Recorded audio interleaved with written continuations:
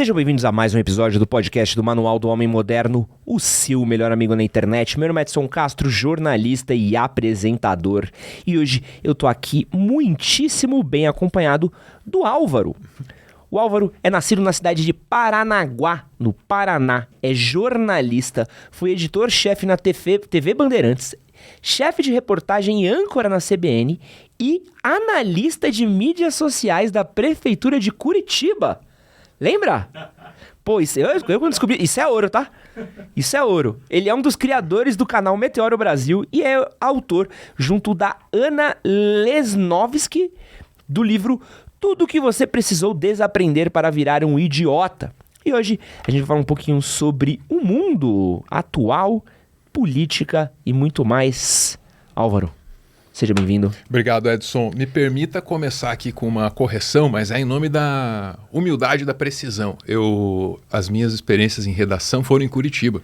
Porque fica ali, ó, que quando a gente fala que eu fechei o jornal na TV Bandeirantes, a galera vai achar que foi com o Boechat, entendeu? E eu não tive esse privilégio, infelizmente, Mas tá certa a descrição, pelo menos. Tá certa a descrição, a Prefs confere. Tô vendo que você é um entusiasta dessa experiência. Você tá maluco, pô, que eu li de case, que eu fui de palestra. Devo ter visto você palestrar em algum UPix da vida, em algum evento de algum...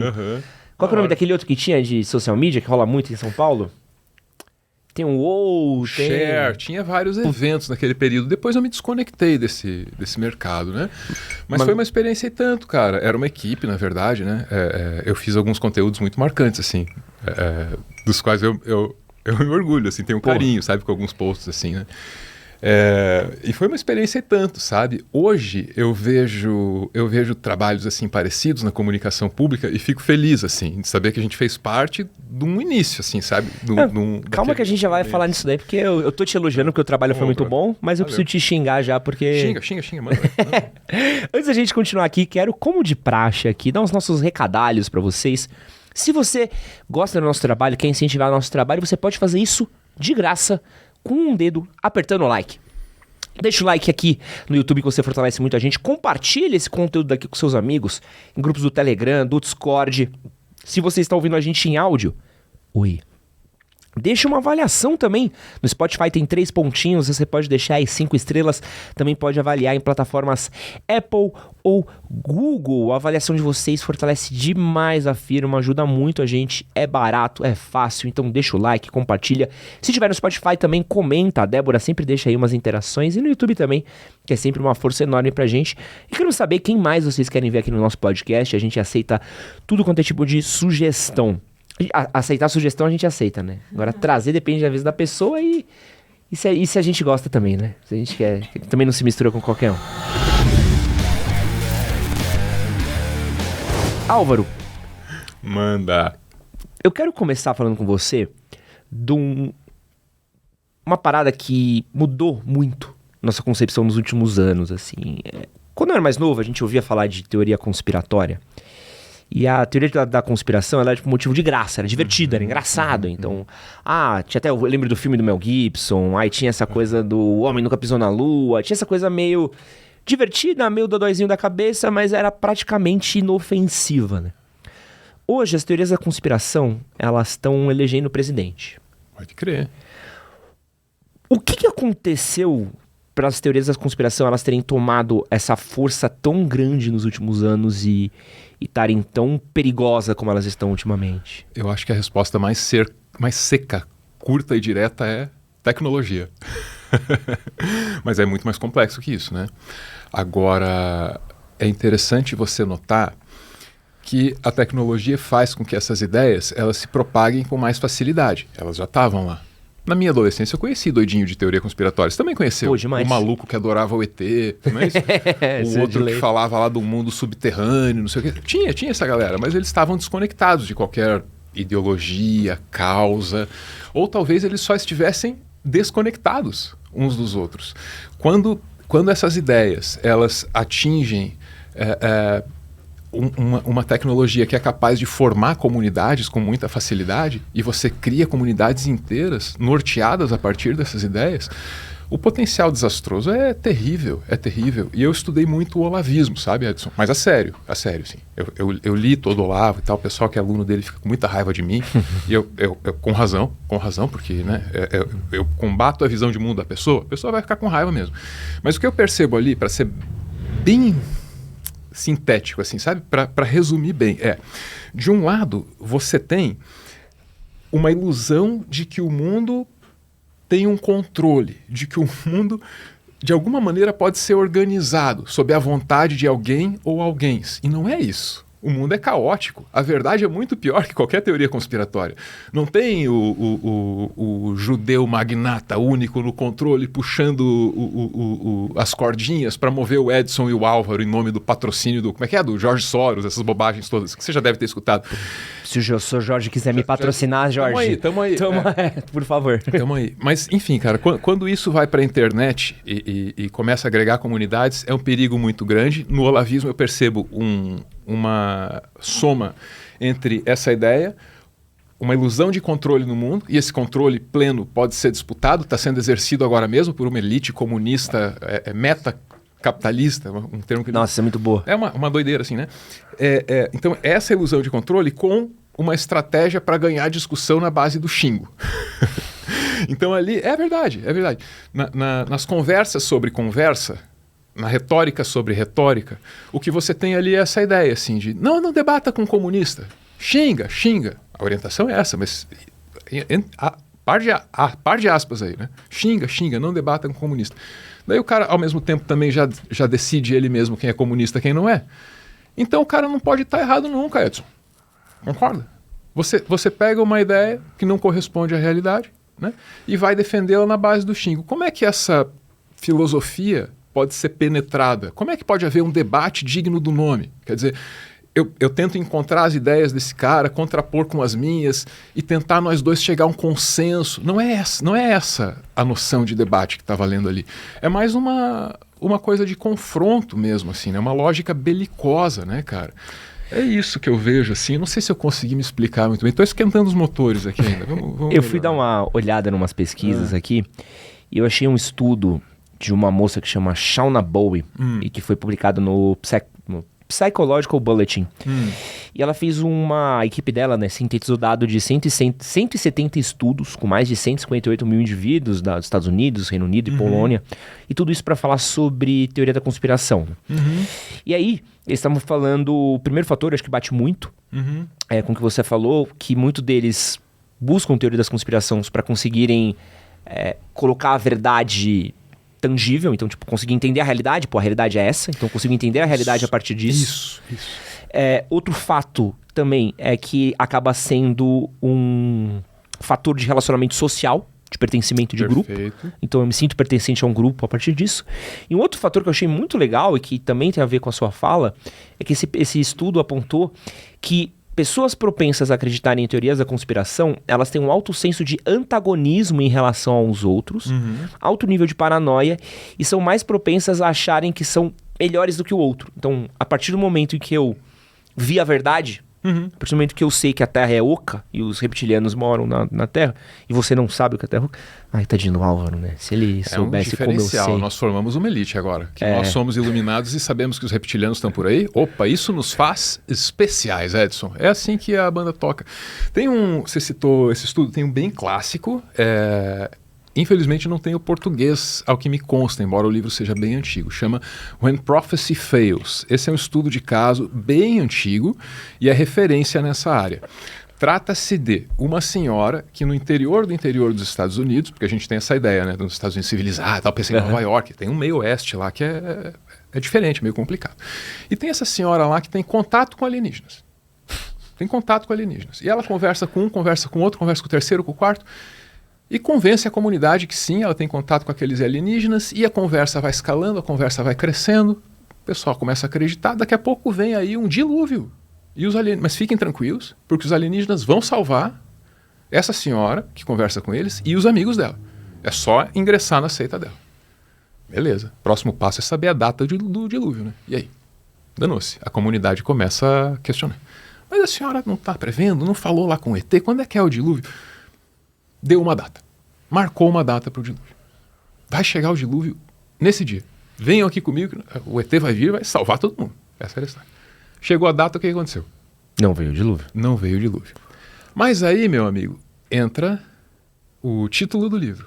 When Prophecy Fails. Quando a profecia fracassa. Essa senhora sai de dentro da casa dela, olha para o público ali em volta e diz o seguinte: parabéns para vocês todos. Nós nos reunimos aqui e juntos emanamos uma energia espiritual tão forte que afastou esse dilúvio. E agora os alienígenas não podem mais vir. É isso.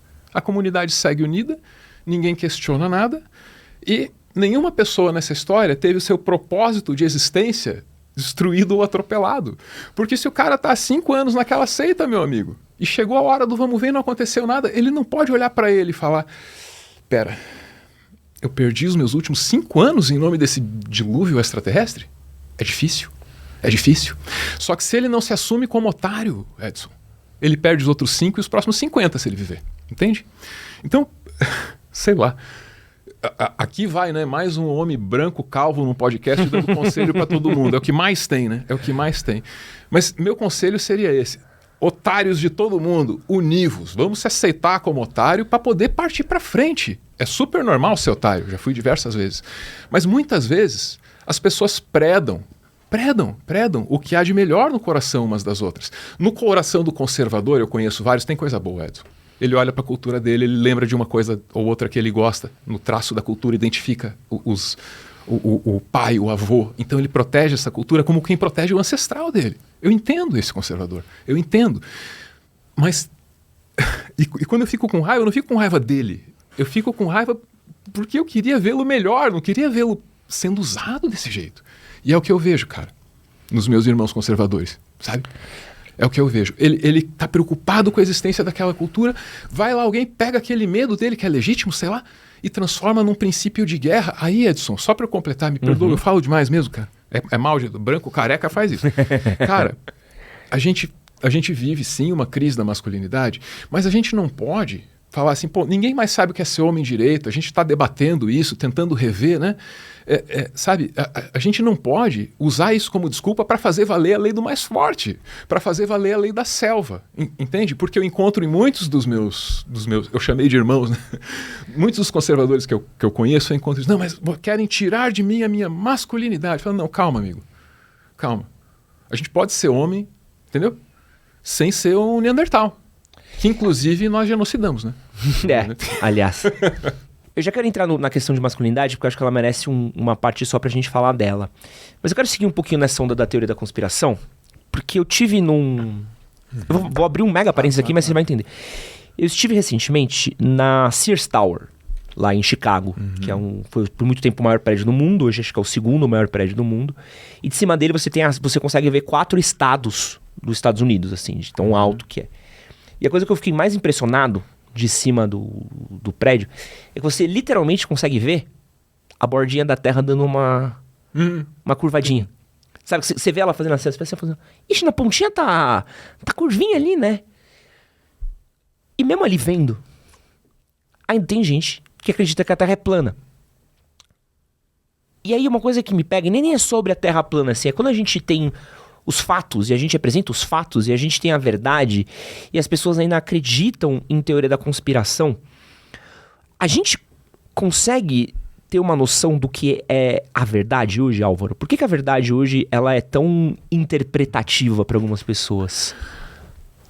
Objetividade versus subjetividade. Isso é uma discussão filosófica tão velha quanto o tempo, né, cara? Eita. Essa é uma discussão filosófica tão velha quanto o tempo. Não é tão simples e, de novo, a tecnologia torna tudo ainda mais complicado, né? Agora, quando a gente leva essa discussão para o âmbito da teoria conspiratória, o que você tem é a diferenciação entre teoria conspiratória e mentira. Mentira é uma coisa relativamente simples. Todos nós cometemos várias o tempo todo. Teoria conspiratória é uma coisa de outro nível, porque você tem mentiras conectadas com fatos reais. tudo entrelaçado, formando uma mistura ou uma estrutura narrativa que é de dificílima, se não impossível contestação. Isso significa que teorias conspiratórias não podem ser refutadas. De novo, pro olavismo. Refute o professor Olavo se você puder. Eu não posso. Eu não tenho como. Porque essas questões são de fé. E não há como negar.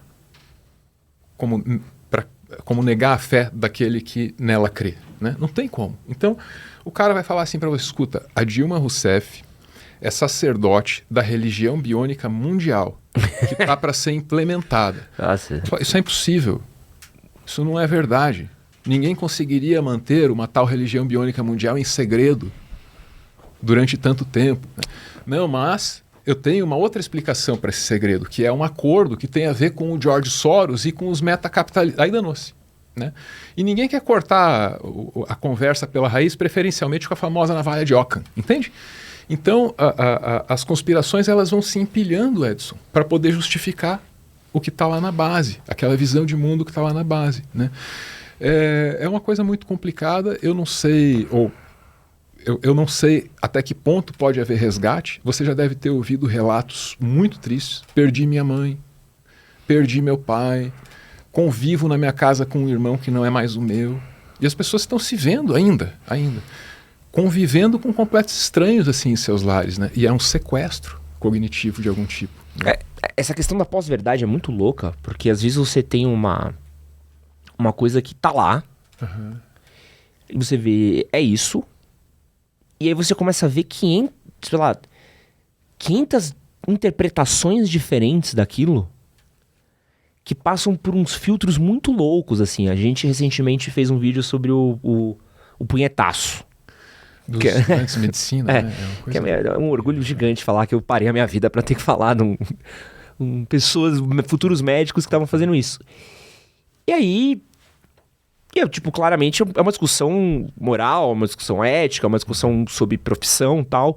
E aquilo consegue transformar-se numa discussão política do tipo, aí ó, olha o que está fazendo o governo Lula. Uau! Sabe? Tipo, como é que você pegando uma tradição de 30, 40, 50 anos de estudantes de medicina de serem escrotos do governo Lula é culpado por isso? Não isentando o governo Lula de uma possível culpa de qualquer coisa que tenha, mas isso aqui não é sobre isso, né?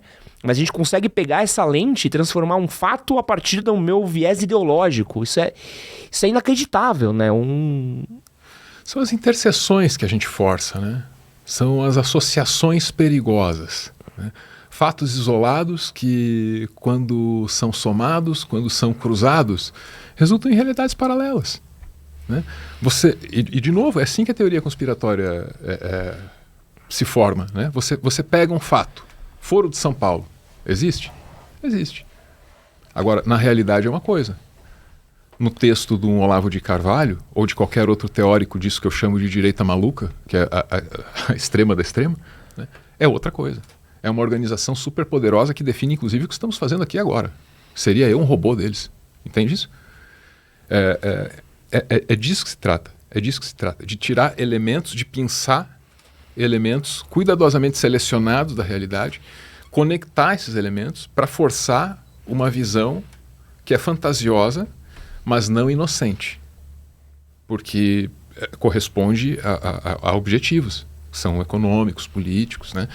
Então, é um fenômeno muito sério, muito sério. Eu estou citando o nome do Olavo sem parar, assim, mas é porque é o caso que eu conheço mais a fundo e é o caso que diz respeito ao meu país, né? Ao lugar em que eu vivo. Mas é um fenômeno cultural muito amplo, muito amplo. Você falou de masculinidade agora há pouco. Falei. Esse também é uma crise que a gente vive muito sintomática, né? De você falar um pouco sobre essa nova onda do feminismo que veio com a internet também, essas questões de minoria que a gente tem conversado. E acho que parte desse momento, dessa crise de masculinidade também, foi o surgimento, de novo, da teoria conspiratória, dos queridos da Red Pill, né? Que foi uma parada muito louca e que veio para tentar o olavismo da masculinidade, né? É tipo isso. Boa definição, boa pra caramba. Como é que você vê esse movimento hoje? Eu fico preocupado pra caramba, cara, porque, em primeiro lugar, a preocupação que eu vejo, assim, é que existe uma tentativa, se não deliberada, talvez colateral, de alejar a galera do afeto, tá ligado? Fica... É um discurso... Pô, é um discurso tão planificado dos relacionamentos, entendeu? Uma perspectiva, assim, quase econômica. Toma lá da cá, do que é se envolver com alguém. Eu não consigo imaginar como é que alguém pode ser feliz acreditando naquelas coisas, cara. Eu fico verdadeira e sinceramente preocupado mesmo com a galera mais nova, assim, sabe? E eu entendo, cara, que essa frase é boa. A cultura não é sua amiga. Tinha um malucão hippie lá, chama Terence McKenna, gosto dessa frase. Mas esse é um doidão, né? Mas a frase é boa, quer dizer, a cultura tem problemas, a cultura te trai, né? A cultura faz você ignorar, às vezes, seus próprios interesses para manter um estado de coisas que também não te interessa, né? E aí tem muita coisa que vem sendo readequada, né? Na maneira como a gente se relaciona. E essas coisas vêm para o bem, a meu ver. A gente tem que ser honesto com as coisas que a gente aprendeu. Não dá para ficar também pagando de desconstruído e ao mesmo tempo dizer que, pô, não, eu sou a exceção, eu aprendi tudo direitinho e tal. Um homem da minha idade, eu lembro dos moleques mais velhos que eu ainda, falando assim, não, na balada você vai lá e puxa o cabelo, não sei o que e tal. Isso era normal, cara, em balada nos anos 90. Imagina que terror, cara. Uhum. Imagina que terror. A moça saía, isso era normal, cara, e eu lembro, falava-se isso e ninguém cancelava ninguém, era super normal. Agora você fala, essa opinião vai a público, alguém chega lá e fala, opa, não é assim, né? Vem cá, é de outro jeito, porque assim você invade o espaço desse, daquele, pá. Né? E aí isso chamamos de cancelamento, mas é uma readequação dos comportamentos, cara. Não dá, eu não posso fazer tudo o que eu quero em nome de uma liberdade ou do ímpeto de conservar, agora sim, aquilo que é de mais danoso na cultura. Não faz sentido para mim um discurso que valoriza ao mesmo tempo a força e o uso deliberado dela. Não é verdade? Uhum. Se o cara quer se enxergar como forte, ele não pode ele não pode reivindicar o uso constante e refletido dessa força, porque ele é um covarde. Força sem controle é covardia, e esses caras estão pedindo força sem controle. Isso é ridículo. Isso é ridículo. Eu não sei se você tem essa percepção também, de que eu acho que, pelo menos também eu vejo da geração que eu fui criado, as regras de masculinidade, elas eram muito pré-definidas, era muito claro o que cobrava-se, assim. Então, pô, você tem que ser feio, forte, formal, trabalhar, sustentar sua casa, arranjar uma mulher que vai lavar suas roupas e tal. Eram muito umas caixinhas facilmente ticáveis, né? Então, pô, beleza, eu sei o que é. Eu sei, tá tangível o que é. Não que seja alcançável, mas é claro o objetivo do que é. Preciso ser muito bem sucedido, preciso ser provedor, preciso ser comedor, preciso disso. Quando a gente muda e a gente começa a ter esses questionamentos, a questão da masculinidade, a gente começa a falar sobre feminismo e outras coisas, a gente tira, e até um pouco do que eu conversei com a Caroline Sardá aqui, a gente tira um pouco desse referencial. E aí esse cara que antes tinha um objetivo claro do que é, ele passa a não ter o que é. E aí a gente acaba fomentando esse terreno fértil de eu preciso de uma referência. Então, se eu não tenho uma referência clara, saudável, eu vou buscar alguém que tenha uma referência, que é assim que crescem esses coaches de Red Pill, coach da Campari. Não sei se você concorda com... Super faz sentido, cara. Os modelos antigos estão superados, fica todo mundo sem nenhum, entendeu?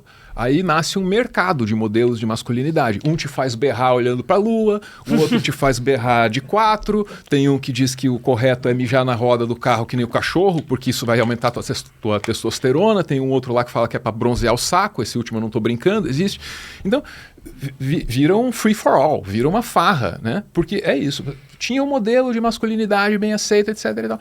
Não tem mais. Qual é? É o do coach A, é o do coach B, é o do coach magnético, é o do coach da montanha. E a gente tá aí com essa molecada tentando decidir, né? É um fenômeno preocupante também, cara, essa falta de referencial nesse momento. Só que é uma coisa necessária para um momento de readequação da cultura. Existem momentos na história da humanidade em que fica todo mundo perdido, tentando achar uma saída para as armadilhas da cultura. E assim, a gente tem que permitir a evolução das coisas. Num mundo em constante mutação, querer conservar tudo a todo preço é um erro. É um erro. Tenho muitos amigos conservadores, mas sempre pontuo isso. O mundo está sempre mudando. Se eu quiser me apegar e segurar as coisas como elas estão, essa é a receita infalível para frustração. Tudo tem prazo de validade, sabe? E esses hábitos também tem que ter, Edson. Então, eu estava falando para você, a moça ia para a balada e era um esporte passar a mão no cabelo da moça na entrada da balada. Não pode fazer isso, porque a moça se sente mal e daí não quer ir na balada. E você quer que a moça vá na balada, cacete. Então, para com isso. Não pode. Fazia-se isso, até o Código de Trânsito lá, 94, eu acho. Carregar criança no porta-malas do carro. São princípios civilizatórios. Então toma a porra da Red Pill, não tô nem aí. Mas assim, existem princípios que são civilizatórios e que você vai ter que seguir. E acho que é engraçado porque tudo é sempre muito performático. Não sei se você consegue ter... Porque assim, pelo menos eu vendo, ainda mais eu falo muito sobre isso, eu vejo que é tudo muito performático e estético, né? Tipo, busca-se muito... o homem tem que ser assim, tem que falar grosso, tem que se portar desse jeito, tem que se vestir desse jeito, fazer desse jeito. E ao mesmo tempo fala muito pouco sobre questão de afeto, que nem você falou, do tipo, um homem deveria proteger a sua família. A coisa mais importante do mundo é isso, cara. E não deveria cuidar e proteger afetivamente. A gente fala sobre ser provedor, mas a gente fala muito pouco sobre ser provedor emocional, ser um provedor de afeto, ser um provedor para sua comunidade, para seus amigos. Então parece que a gente... Esse movimento tenta resgatar uma performance masculina mais do que o que é um valor masculino. É muito bizarro, assim, o cerne de tudo isso, né? Eu fico sempre um pouco piroca das ideias, assim, e mal-humorado quando... Não é à toa, né, cara? É porque é um... Porra, a subjetividade, né, cara? É um tema muito complexo a gente falar sobre o que tá lá dentro, né?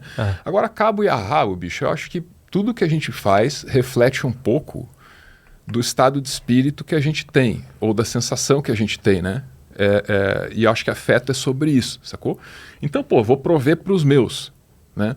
Mas daí eu tô todo irritado com o meu exercício de provisão, quer dizer, com o meu trabalho e não sei o quê. Daí eu levo essa irritação para aqueles para quem eu quero prover. Eu já me peguei nessa condição. Eu falo, cara, eu tô perdendo tudo de vista. Tudo de vista. Não adianta eu trabalhar que nem um condenado para depois dar patada de graça naqueles para quem eu quero expressar afeto com esse trabalho, sacou? Então são coisas que a gente precisa aprender, cara. E responsabilidade afetiva é uma coisa importante. A gente ter esse exercício de alteridade, assim, sacou? Quando a gente vai se meter no relacionamento com os outros, assim. Tentar enxergar a partir do jeito que o outro tá enxergando e tal. Tentar perceber quais são as expectativas do outro. Tudo isso aí é muito importante, cara. Só que a gente só vai aprender lá na frente na vida, né? Não tem jeito. Quero falar aqui sobre, lá na frente da vida, sobre o seu trabalho na prefeitura de Curitiba. Aqui, Manda. Quero falar bem, e eu quero falar a herança maldita que Álvaro deixou pra gente. Nós fizemos umas coisas malditas lá também. Eu lembro que era um case muito bom. O Álvaro cuidou da conta da prefeitura de Curitiba. Foram 4 ou 8 anos. Não, éramos uma equipe, na real, né? Foram 4 anos. Boa. Entre 13 e 17. Eu lembro que a quantidade de vezes... Nessa época eu já trabalhava em redação, estava trabalhando com redes sociais, estava começando o projeto no Manual do Homem Moderno. Palestras, cases, apresentações, era usado assim, era uma aula de... Fiz cursos também, onde era usado como case. E aí, não sei se vocês foram o primeiro, mas para mim foi talvez o mais expoente na época, que é a fofurização do órgão público, ou da máquina. Então tinha essa coisa muito humanizada, né? Essa prefeitura fofa, maravilhosa. E aí eu digo isso porque esses dias eu abri o perfil da CPTM. E tava a CPTM comemorando. Somos a melhor empresa de marketing de São Paulo. Eu falei, foda-se. Prefiro que você seja o pior serviço de marketing, uma merda do meu metrô. Chegue nos bairros que precisa chegar, não tenha atrasado, eu consigo, não passe calor. Tá ligado o ar-condicionado dos trem, Léo, no 35 graus? Porque por aqui não tá. Caguei pro social media da prefeitura. Então, eu sinto que era um trabalho... Você cumpriu seu trabalho, cumpriu muito bem. Valeu. Mas eu sinto que acaba virando uma... Olha como a gente é fofo aqui. E você vai com um pouquinho menos de ódio para as redes sociais desses órgãos? É isso? Cara, pra mim, o que mais pegava nessa experiência era fazer internamente e com pouco recurso aquilo que até então custava muito dinheiro e era feito do lado de fora. Quando é a lógica do poder público, isso importa e importa muito, porque tem essa separação entre público e privado, que no Brasil é um problema, etc. e tal, né? Então o que a gente fez ali foi levar uma proposta assim, de mídias sociais diferente mesmo, né? Muito boa. Aquela equipe toda assim era muito séria, né? O início do trabalho, sobretudo, é de um colega chamado Marcos Giovanella. Foi muito importante para esse serviço, foi o primeiro diretor desse serviço. Eu criava conteúdo no início, né?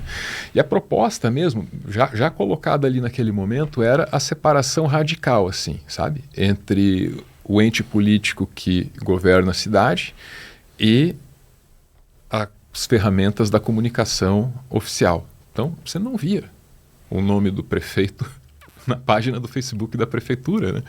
E era uma coisa que a gente bancava e conversava, explicava para gabinete, e eu achava isso lindo, achava isso maravilhoso, né?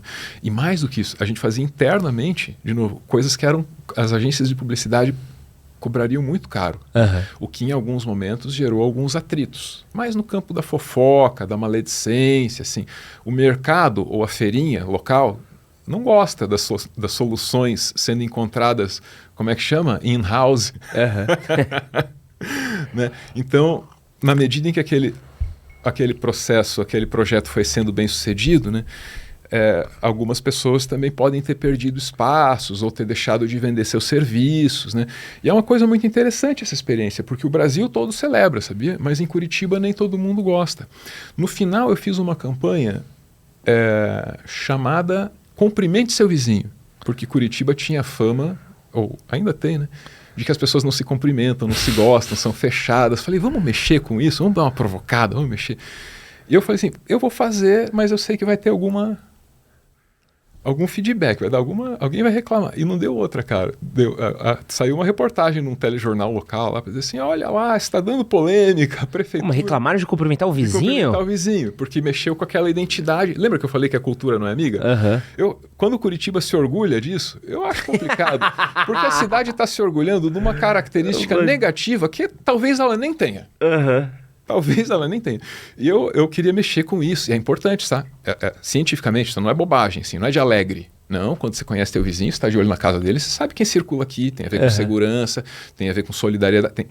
Opa, a vida em comunidade é importante, né? E quando a gente comunica localmente pelo poder público, era nisso que eu estava pensando, assim. Mas até isso dava algum entrevero, assim. Curitiba tem fama de ser autofágica. De devorar alguns dos seus, às vezes. É isso. Mas você sente que esse tipo de modelo, ele pode acabar servindo também de um passador de pano pro órgão público, assim? Separando um pouco o trabalho que você fez e pensando mais no rolê. Mas passar pano é função da comunicação institucional. Nós vamos mentir? Não. É verdade. O órgão institucional está lá para se defender. Então deu uma treta. Aquele profissional de comunicação tem que dar a mais honesta, contundente e decente nota de explicação, né? Quem tem que apurar é quem está na outra frente, na redação e tal, né? Então, assim, a maneira como se faz isso é uma discussão. Que se faz isso através dessas ferramentas, não resta dúvida, né? Para mim, eu acho que a grande batalha ali era essa que eu mencionei, assim. Mídias sociais vai ser feito do mesmo jeito que se faz outdoor e pelas mesmas pessoas que fazem o comercial da televisão, com rios de dinheiro, ou vai ser feito aqui dentro do nosso jeitinho, bem baratinho, bem simplesinho, entendeu? Para mim era essa disputa assim que me motivava. Secretamente assim, essa era a batalha que eu me via travando. Hoje, quando eu vejo outros órgãos públicos se comunicando nas mídias sociais, as usando como mídias sociais, comunicação rápida, instantânea, a linguagem do TikTok, pegou, gravou, fez, soltou, né? Com critério, informação, tal. Mas valor de produção mesmo, sabe? Dimensionado a partir da rede. Eu acho que eu fico um pouco feliz, assim, poderia está indo para um lado diferente a comunicação institucional no Brasil, sabe? Então, quando eu vejo comunicação simples, barata, rápida, a da CPTM mesmo que você mencionou aqui, eu vi um muito legal. Tem uma trend no TikTok, ou uma TikToker muito famosa de um carrão lá, um Bentley. Sim, né? Eu vi a do trem. E eles promoveram uma competição entre o trem e o Bentley. Aquilo ali, eu acho... Aquela solução, do ponto de vista da comunicação, é genial. Quando alguém constrói a ferrovia para o trem andar com o mínimo de recurso, todo mundo elogia, porque todo mundo percebe a materialidade. Nossa, o cara construiu toda essa ferrovia só com esse tantinho de dinheiro, parabéns para ele, né? Agora, quando alguém consegue aquele alcance com nada, parece que ninguém percebe a grandeza da coisa, mas também tem uma engenharia, também tem um uso eficiente e inteligente dos recursos, sabe? Então, essa postagem especial me conquistou, gostei muito, porque eu vi a CPTM conseguir, desculpa usar essa palavra, mas é isso, predar o sucesso lá da moça do Bentley, para passar adiante a sua mensagem, né? Você pode achar que, ou pode contestar a necessidade dessa mensagem, e sempre faça isso, porque fundamentalmente a gente está falando de algum tipo de publicidade, né? Deve se contestar. Mas a eficiência e o uso dos recursos faz sentido para mim como comunicador. Então aquilo ali eu gosto de ver, era disso que eu estava atrás nessa época, sabe? Não, e assim, diga-se de passagem, puta de um trabalho. Obrigado, Edson. Eu fui educado na precariedade, entende? Mesmo o Meteoro hoje é feito com fita crepe. E eu venho visitar vocês aqui em São Paulo, pô, eu falo, caraca, eu fico boca aberta, sou um caipira, entendeu? Então eu tenho esse espírito desde sempre, assim, de fazer com o que tem, entende? Com o material que tem e tal. E eu acho que isso é uma coisa muito brasileira. Sabe? Você como... Ah, não. Se olhar pra cá, você vai ver que metade das coisas aqui estão presas de fita aqui desde o dia 1. Você tem um belíssimo espaço, cara. Muito bom gosto. Quero perguntar uma coisa pra você, Álvaro. Você como comunicador, teve uma parada que a gente viveu por muitos anos e tá começando a mudar um pouco agora, que foi a predominância da direita na internet, principalmente nas redes sociais, assim. Parecia por muito tempo que a direita, ela ocupava todos os espaços e a esquerda não conseguia entrar. Então você entrava em canais do YouTube, predominantemente ali Nando Moura, Mamãe Falei e vertentes, o próprio WhatsApp contaminado por coisas de esquerda. Por que a direita conseguiu dominar tanto esse espaço com tanta facilidade? Tem muita discussão a respeito disso. Essa pergunta está sendo feita desde 18 por baixo, né? Desde 18 por baixo. Eu percebo um projeto comunicacional que envolveu recurso e gente, né? Então, assim, isso aconteceu. Houve um projeto muito bem sucedido. Agora, tem outras explicações possíveis através do estudo da tecnologia e da comunicação, né? Muita coisa tem a ver com tecnologia nessa história. Muita coisa. E eu citaria para você essa percepção de que a política ela já dependeu mais de acordos de gabinete, né? E menos de comunicação em palanque, televisão, etc. e tal, né? Então para pensar nisso, cara. Lá atrás, você se reunia com o dono do jornal, o dono da TV, falava, ó, eu tenho aqui esse candidato, vamos fazer assim, assim, assado. Podemos ver um plano de comunicação para ele? Vamos ver aqui. Reunir um jornal, 2 TVs, tá feita a tua campanha, né? Hoje, cada um de nós tem potencialmente nas mãos um veículo de comunicação. Então a comunicação não pode ser feita só através desse acordo de bastidores. Ela precisa ser performada para um grande público, né? E quando isso muda, muita coisa acaba mudando na esteira, porque isso mexe com a raiz da atividade, mexe com a essência da atividade política, né? Então tem a ver com as tecnologias, né? E com quem se preparou ou utilizou melhor, aí a discutir, a explorar, né? Mas quando a gente para pensar em sensacionalismo, e está faltando o pessoal que estuda o fenômeno do sensacionalismo nessa história, né? Quando você fala de sensacionalismo, você tem um quase consenso de que, primeiro, ele é uma técnica, mais do que um xingamento, Não, se nós dois aqui, como comunicadores, quisermos evocar determinadas sensações na plateia, a gente faz um bem combinado ali atrás daquela coisa ali, ó, e fica falando qualquer coisa para deixar todo mundo amando, ou com raiva, ou feliz, ou alegre. Só que aí, meu amigo Edson, quem estuda me diz que deixar alegre é difícil, mas deixar com raiva é fácil. Que o mundo tá aí para isso, amigo. É fácil apontar o que irrita aqui e ali, né?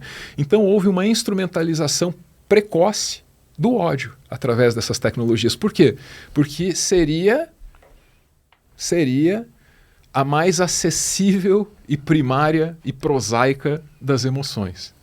Aí já vai virar uma acusação de viés ideológico minha, né? Olha lá, ó, tá vendo? A direita só conseguiu porque instrumentalizou o ódio no coração das pessoas. Para mim, que sou da esquerdalha, seria muito fácil e gostoso dar essa explicação, mas eu acho que ela é simples demais e boa demais, sabe? Para ser verdadeira. Tem muita coisa em jogo. Então, né, apesar de ser mais um homem careca opinando no podcast, eu sou o único que diz cuidado com o que eu acho aqui.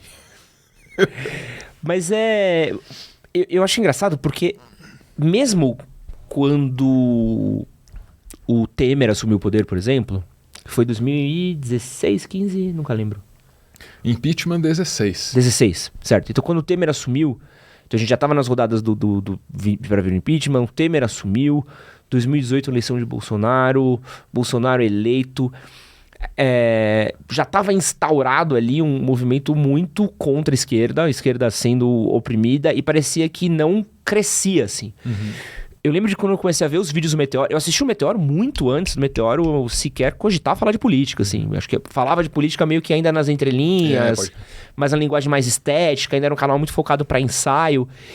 E quando eu comecei a ver Meteoro, aí você começa a ver vindo Ian, você vê em Gaio Fato, aí vem Galãs Feios, e vem a galera rebatendo. Comecei a olhar e falar assim, pô, agora a galera veio, né? Parece que tava tendo ninguém tinha sido chamado pra festa ainda, né? Então, você sente que a esquerda agora ela tá conseguindo entender um pouco da linguagem, de como jogar esse jogo da internet? Quem tá organizado de verdade são os comunistas. Sim, senão ninguém forte tá. Ali, a turminha do Luigi. Na esquerda liberal não tem ninguém. Não tem ninguém se organizado. Se alguém tiver organizado, são esses caras. Mas esses caras são foda, são excelentes comunicadores, estão fazendo bonito aí, cara. É uma coisa que eu não esperava ver. Imagina. Há 20 anos. Eu nunca. Imagina, Álvaro falar, vai ter os comunistas vão estar na internet trocando ideias. Vão nada.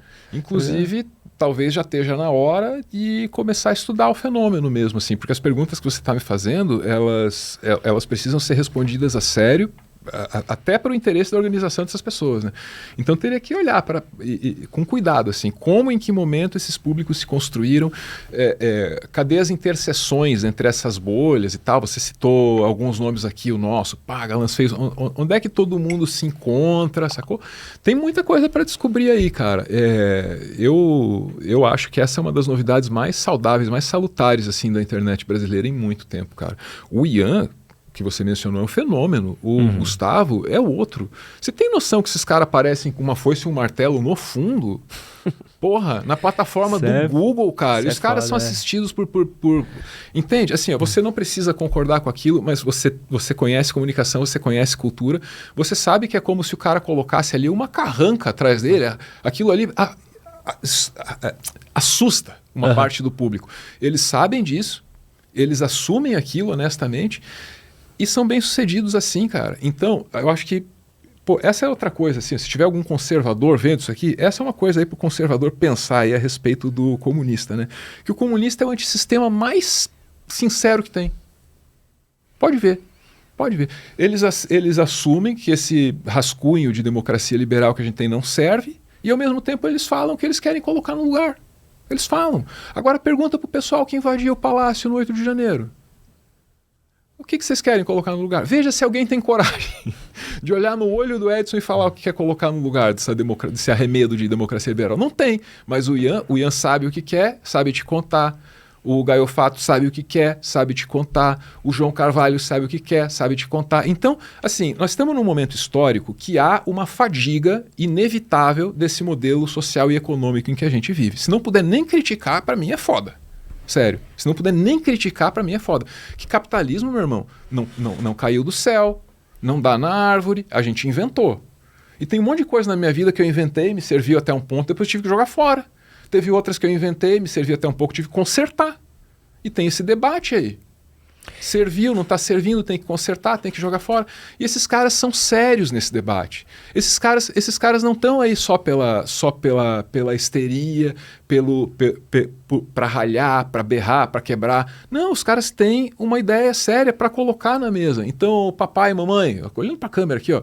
O seu filho está assistindo o João, o Gustavo, o Ian. Seu filho tá em boa companhia, papai e mamãe. Não temam. Aliás, pode assistir junto. É para o comunismo, eu ouvi dizer que é para toda a família. Palavras fortes. Eu não sou comunista. Inclusive, eles dizem que eu sou anticomunista. É mesmo? Você deve estar anotando aqui, meu anticomunista. Eu acho muito louco esse fenômeno do jovem conservador. Isso é uma parada que sempre me pega, assim, porque eu acho que o jovem conservador, eu vejo que é uma antítese de temas, né? Tipo, o jovem com saudades do passado.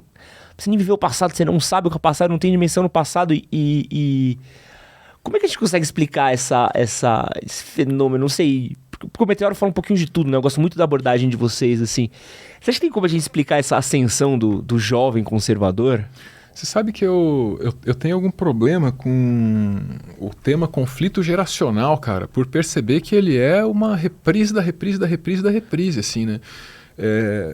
Tem vários exemplos de textos antigos reclamando de choques geracionais e dando esses choques como definitivos. O fim da humanidade estava ali porque chegou a determinada geração. Pô, pensa os hippies nos anos 60 que não... Ou antes disso, Aristóteles escreveu contra uma juventude sem barba.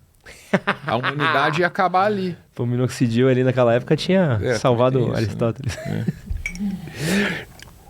Então, cara, esse tema traz sempre essa conotação, assim, sabe? De uma coisa que é cíclica, que se repete e parecem ser uma dessas coisas cíclicas da vida em que um ciclo se revela incapaz de deixar aprendizado para o próximo. Não importa quantas vezes esse conflito tenha ocorrido, não importa quantas vezes tenham dito que a humanidade estava acabando. E a gente vai retomar isso do mesmo jeito, assim, sabe? É difícil de compreender. Aí, tudo isso para tentar justificar uma resposta meia boca, que é um puta de um achismo que eu não sei nem se eu deveria falar. Será que não tem o caso, assim, de você ter pais progressistas muito atuantes, daí você tem filhos que vão contrariar os pais naturalmente, daí eles viram direita maluca? Algumas estrelas da direita maluca brasileira aqui na plataforma de vídeos em que vocês estão nos assistindo têm essa história. Essa história é uma história comum. O pai é um intelectual de esquerda, o filho é um comunicador da direita bublebe. Ou o pai é um comunicador de esquerda e o filho é ministro do governo Bolsonaro. Essas coisas existem. Então, eu não sei, mas aqui eu já tô chutando hipótese mesmo, assim. Não, uma hipótese que eu chutaria e, pô, já ouvi outras pessoas chutarem também, faz um pouco de sentido, principalmente o pessoal da comédia fala muito sobre isso, né? Você vai estudar um pouco de comédia, vai ler um pouco sobre cultura e tudo mais. Pô, tem até um exemplo bom. Eu tava vendo um vídeo do Júlio Ettore, que é... Lembrei o nome do cara no podcast errado. Filha da puta, né? Precisava lembrar disso ontem. O Júlio Ettore é um cara que fala sobre música, sobre rock nacional. E nos anos 90 teve uma puta crítica ao Titãs, porque eles usaram palavrão em uma das músicas deles. E acho que eles usavam, sei lá, porra, em uma música. E isso daí foi motivo de boicote ao CD, o CD vendeu menos, crítica na Folha, tal. Por uma palavra que hoje, porra, é vírgula. Se comparar então com o que o Bolsonaro fala, porra é a coisa mais tranquila num discurso longo, né? E aí naquela época o transgressor era, pô, não, então não pode falar porra? Então vamos fazer uma música inteira. Por exemplo, que nem tinha o Raimundo, tinha, porra, caralho, buceta. Que era o transgressor, o que era vigente à época. Hoje, o transgressor, o que é vigente à época, é o quê? Tipo, pô, você não pode falar isso porque talvez não seja politicamente correto, ou talvez isso seja... não seja liberado. Então, talvez, cara, então não pode, então o que eu posso fazer? E aí você tem a geração shitpost, a geração que testa um pouco isso. Não sei se, de novo, um cara branco no podcast citando a teoria do cu, mas pode ser um fenômeno. Eu sempre tenho medo de me prestar esse papel, mas cá estou. Meu brother, porra, esse papo tá legal a hora mesmo. Para pensar aqui, ó. Então você tem essa contestação assim dos anos 90, que é muito palavrão e riso. Agora a Vindo gente da ditadura, agora imagina. a gente é desbocado. Até a ditadura ali, os milicos não deixavam nem a gente mandar tomar no cu. Agora eles não olham mais o texto da música, então a gente pode falar o que quiser. Daí vem... Eu lembro, Mamonas Assassinas, é isso, cara. É isso total. Com toda a qualidade, com toda a inventividade, com toda a alegria, com toda a vibe excelente que pudesse ter. A grande coisa a respeito do Mamonas Assassinas era isso. Dinho, por que tantos palavrões nas suas letras? Não, era isso, cara. E aí tá, sai dos anos 90, vem para os anos 2000, para a abertura desse nosso século, e você vem essa vibe assim do politicamente incorreto. Agora nós vamos testar os limites do politicamente incorreto. O mundo está muito chato, lembra? E aí nasce o quê? CQC, acho que o Danilo Gentili, vários humoristas vêm dessa leva, acho que o Danilo é o maior e mais expressivo, né, cara? E é um momento que tem essa vibe assim, não, vamos ver até onde pode ir com isso aqui. E todo mundo se arrisca. E aí o Rafinha encontrou pra gente. Rafinha Bastos encontrou pra gente qual que era o limite. Não valeu, Rafinha? Ah, é verdade. Quem encontrou foi o Rafinha. Obrigado, Rafinha. Aí dá a volta, esse troço enche o saco de todo mundo, porque, porra, brother. Como é que é a mãe e o neném? Ali, meu brother, realmente eu tenho certeza que ele se arrepende mais de falar do que eu de ouvir. Eu tenho certeza absoluta. Uhum. Mas tá aí, a cultura foi tentar achar seu limite, parece que achou. Tudo pode falar tudo, pode fazer tudo, agora tá aí. Um no parlamento com peruca, não é isso? Virou uma baderna. O general senta lá na CPI, manda a senadora tomar no meio do cu, baixou o nível total. O grande filósofo tem como frase, ninguém nos dete, não é isso? Parece um pouco essa história aqui, ó. Aí tá vendo, ó, tô que nem eu, ó lá o que aconteceu aqui. Virei eu, um homem anunciando a depauperação da cultura ocidental, que nem um direita maluca qualquer. É isso que o podcast faz com o Homem Branco Careca. Entendeu? Mas é verdade, né? Tem uma trajetória de um declínio meio foda, assim. Eu vejo... Talvez eu seja velho. Tudo isso, cara, pra defender a porra da cultura do cancelamento. É isso que eu tô fazendo? Existe cultura do cancelamento? Eu nem sei se esse nome não é meio histérico, assim. É louco, porque, por exemplo, eu vejo o Twitter hoje... O próprio YouTube, Twitter e tal. Tem uma juventude que fala muito esse humor nonsense, shitpost, ofensivo. Eu falei um pouquinho disso com Gaveta, assim. Que é uma coisa que é um misto de tudo, assim. Tipo assim, você não pode mais falar de nada ou você tem que ser provocativo com tudo. Então a gente pode falar sem sentido. A gente pode testar o limite do que é a razão, o que é o senso, o que é a lógica. Então às vezes você vê uma coisa tão ofensiva hoje num Twitter... que você nem fica mais ofendido, você entende a piada. Você fala, a piada desse cara é ser tão ofensiva ao ponto que você não mais se sensibiliza com isso, sabe? Porque você entende que a piada já é a criação da ofensa no seu máximo, né? E não sei se isso é normalizado, acho que é uma coisa que tá crescendo. Mas porque o Twitter hoje em dia não é padrão de referência pra sanidade, né? Mas é difícil, né? É difícil entender como as coisas... Você acha que, sei lá... Talvez a gente volte a ter os hippies aí em confronto geracional. Uma juventude de paz e amor podia nascer, né? Eu não sei como vai... Eu não sei. Pra mim é muito louco para um homem da minha idade imaginar o que é crescer com um tablet na mão, cara. Já olhou pra criança tentando virar a página de revista de papel com o dedo, brother, como se fosse... Álvaro, imagina que você crescer... É muito doido, cara. A gente é dessas gerações que viveram a transição do mundo analógico para outro digital. Isso é uma coisa muito grande, cara. Imagina você crescer, Álvaro, sem saber o que é fim. Sem saber o que é fim. É verdade, porque a timeline é eterna. Porque pensa que quando você, sei lá... Pode crer, o que você gosta de música? Nesse momento, eu só tô pensando em Pato Fu, que vai ter um show lá em Curitiba. Pato Fu, maravilhoso. Você lembra que saía uma música do Pato Fu? Você ouvia na rádio. Claro. E aí você, tipo, que legal. Gravava uma fita, se você fosse um abençoado com um tape deck. Agora eu quero o CD. Preciso do dinheiro pra comprar o CD. Pode crer. E você tinha aquele CD, você não tinha a discografia do Pato Fu. Então você precisava, pra você ouvir a música, você tinha o limite eu tenho essas 12 músicas aqui. E tudo mais. Hoje, um jovem que conhece o Pato Fu, ele tem acesso a todas as músicas do Pato Fu, todas as músicas da solo da Fernanda Takai, o Pato Fu para criança, todos os ao vivos do Pato Fu. Então não existe mais a informação, ela não tem mais dobra, né? Não tem mais o fim da folha de almaço, né? Ela é infinita. Você me fez pensar numa outra coisa agora, Edson, que é... as histórias que fizeram o meu imaginário, todas tinham começo, meio e fim. Eu sou quase que um produto do cinema norte-americano e do videogame japonês. Não tem jeito, né? E essas histórias, elas vinham em dose única, né? Tem um filme, contou uma história do começo até o final. Aí começa a ser mais interessante para o cinema fazer sequência, né? Vem o filme 1, o filme 2, o filme 3, o filme 4, vira franquia. O sentido de começo, meio e fim da narrativa se perde um pouco em função dos propósitos comerciais da coisa, né? E aí vem a série, que eu já começo a acompanhar hoje em dia muito chateado. Se vai ter começo, meio e fim ou se vai ser abandonado pela metade. Se for da Netflix, já desiste. Tudo já. Isso, né, cara? Veja, a opinião do esquerdalha de novo, né? Eu não me importo de ver o dinheiro definir muita coisa na cultura. Mas definir tudo é foda. Tudo é foda. Eu acho. Pô, as séries são acabadas pela metade, eu começo a assistir, eu não tenho certeza. O filme eu vou ver daqui a pouco vira franquia, os caras abandonam pela metade. Não tem, é como se não tivesse compromisso com o produto, né? E faz sentido que seja assim, quando tem que haver compromisso com a viabilidade financeira do negócio, né? Então, é mais uma percepção de como a tecnologia e o modelo econômico também direcionaram essa cultura para um lugar mais caótico, concorda?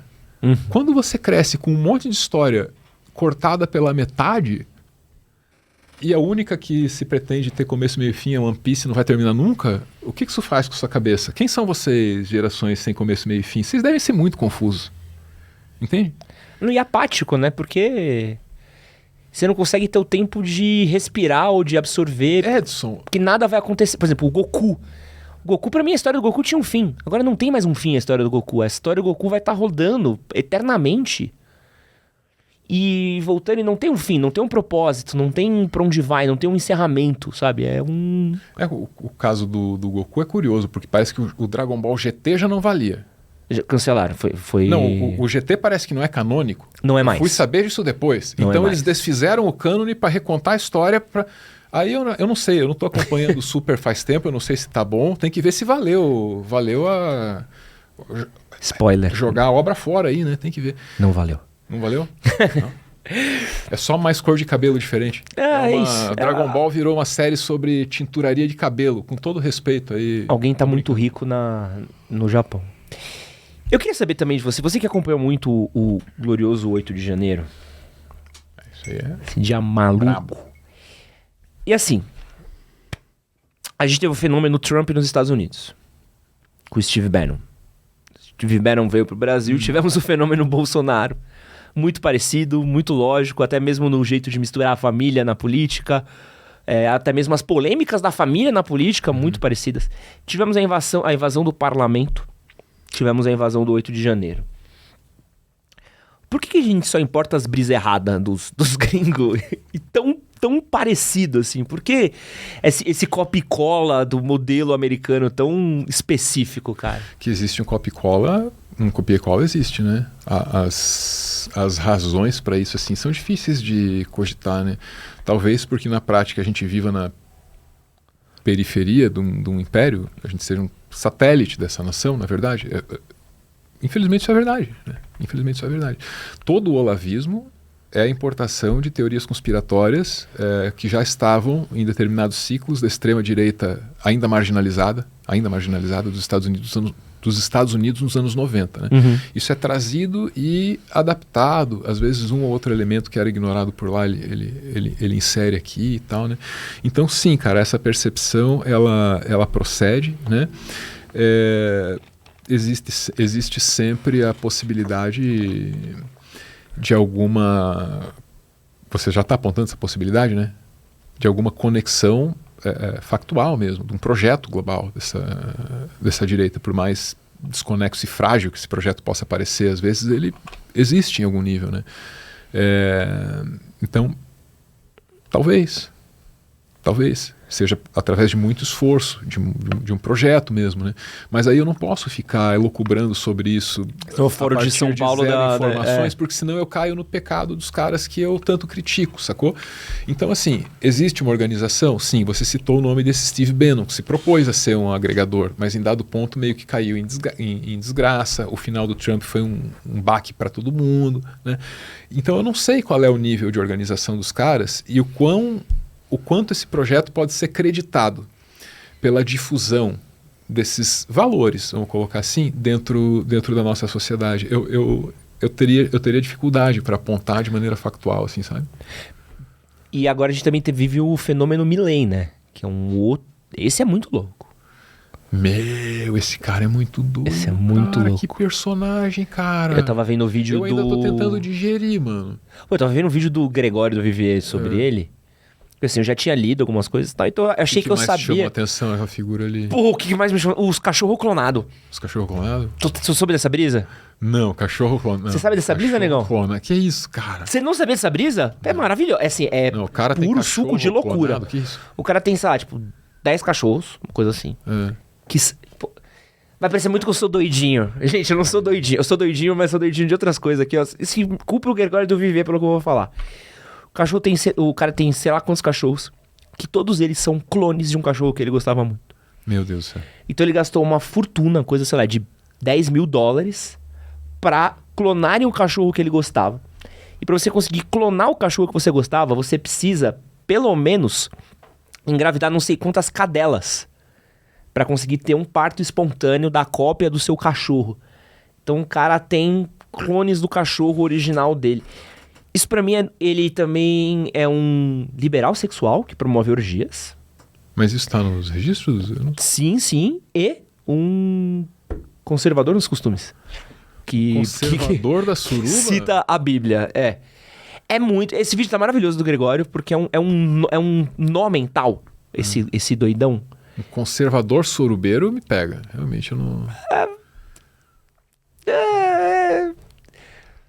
Não posso aqui acusar ninguém, né? Mas eu estive num podcast de uma garota de programa. Entendi. E perguntei pra garota de programa qual que era o espectro político dos clientes dela, né? E aí ela falou que tem um viés muito claro, mas também não posso acusar. Compreendo. Não dá pra pegar essa amostragem e também generalizar. Muito bom.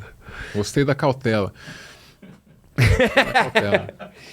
Mas é muito louco, né? Como esses personagens popularescos... Ao mesmo tempo que a gente tem os populismos de esquerda, tem esses popularescos de direita agora, né? É o que acontece quando você depende menos de acordo de bastidor e mais de performance diante do público. E o que trouxe essa mudança para a política foi a tecnologia. De novo, é a mesma coisa. Antes era meia dúzia de rádios, meia dúzia de televisões. Vai lá, conversa com aqueles caras e estabelece a tua comunicação. Então qualquer picolé de chuchu pode ganhar a eleição. É só conhecer o dono da rádio, né? Tanto que o paradigma do político do final do século XXI é o quê? O Alckmin tá aí, ó, picolé de chuchu e tal. São esses caras dessa época, assim, né? Um homem de terno, que é tudo igual, né? Um careca de terno lá, tudo igual. Agora depende muito mais da performance diante do público. E aí vem esses tipos populistas mais malucos, assim, esse populismo doido do século XXI que tá aí, né, cara? É isso um pouco. E é bizarro o quanto o Black Mirror foi cirúrgico nisso, né? Você vai lembrar do episódio do Ursinho Azul? Porra, cirúrgico. O episódio do Ursinho Azul, cara, quando o Danilo Gentili falar em ser candidato de novo, ele tem que usar na campanha dele aquilo. Aquilo lá é a campanha do... Pô, é bizarro, né, cara? Porra, que série maldita, né? Eu tenho minhas críticas, mas tem uns momentos que o cara parece que tem Parece que é os Simpsons, né? Não, são roteiros muito bem escritos. Eu compararia... A minha série preferida ainda é O Além da Imaginação. Puta, do final dos anos 50. É sério? De longe. Isso é ouro, série é ouro. Que estabelece é ouro. E lembra que eu tava te falando sobre continuidade? Pô, aquilo ali pra mim é um modelo de série que essas plataformas de streaming deveriam estar seguindo. Pra quem não acompanhou, o que era o Além da Imaginação, que a gente tá discutindo aqui? O público, eu acho que em geral não conhece, né, cara? Deve conhecer o Novo Horroroso, do Jordan Peele, né? Mas enfim, preto e branco ainda, virado dos anos 50 pros anos 60. E aí, cada episódio era um episódio... standalone. Um episódio sozinho, que conta uma historinha lá. E tem uma linha temática que amarra eles, que é a cultura da época, são os medos da época. Concorda? O medo de um apocalipse nuclear, o medo de uma invasão alienígena, que é uma fantasia sobre o medo de uma invasão soviética no território dos Estados Unidos, tal, tal, tal.